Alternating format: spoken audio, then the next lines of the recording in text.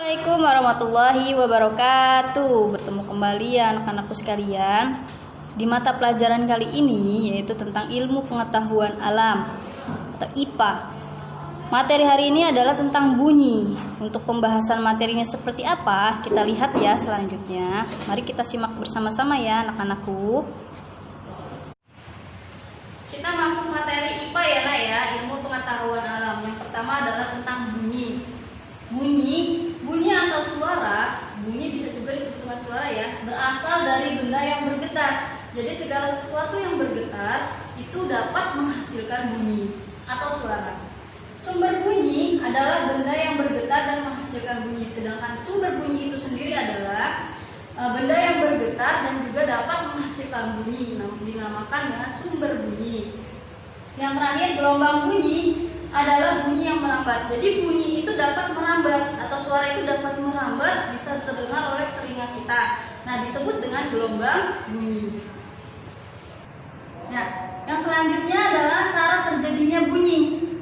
Yang pertama adanya medium atau zat perantara. Yang kedua ada sumber bunyi. Yang ketiga ada pendengarnya.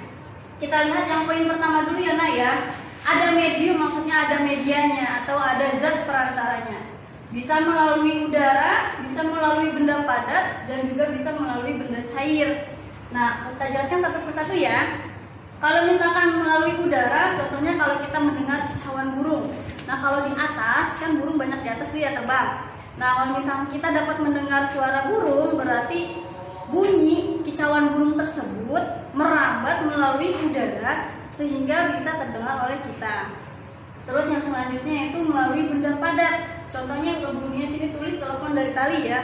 Contoh kayak mainan zaman dulu tau nggak? Yang gelas, yang kita ikatkan dengan tali. Nah kemudian kita mainkan dengan satu yang A dengan yang B, kemudian didengarkan, itu bisa menjadi telepon-teleponan.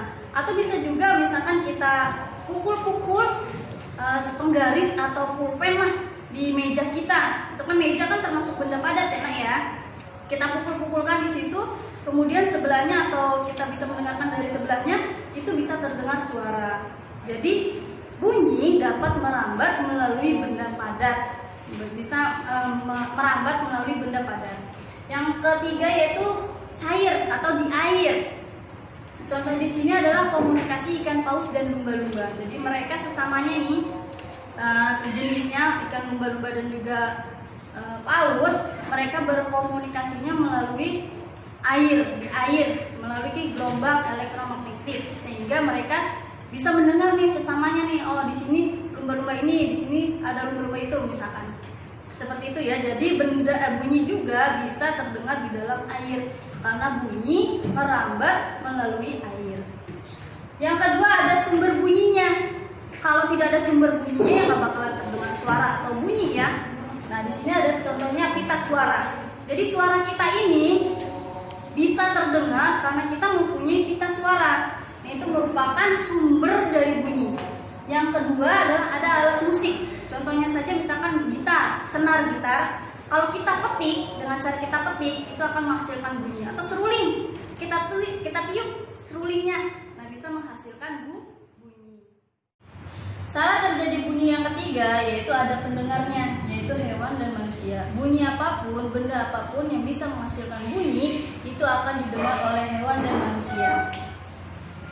Yang terakhir, materi yang terakhir adalah sifat-sifat bunyi. Sifat-sifat bunyi ada 3 ya. Bunyi memerlukan medium dalam perambatannya, itu pasti. Karena apa? Agar bisa didengar. Bunyi dapat merambat, intinya seperti itu. Yang kedua, bunyi dapat dipantulkan juga oleh benda yang keras. Yang ketiga, bunyi dapat diserap oleh benda yang lunak. Contohnya dalam studio musik ya, itu suara bisa dapat diredam agar tidak keluar atau berisik ke yang lainnya.